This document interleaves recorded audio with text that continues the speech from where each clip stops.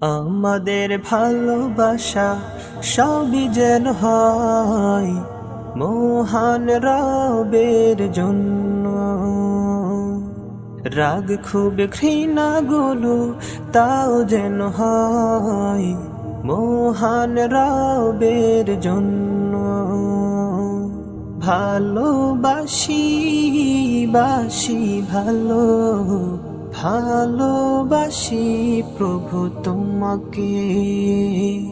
ইয়া হাবিবি ইয়া রাসূলুল্লাহ, হৃদয় গেথেছি তোমাকে।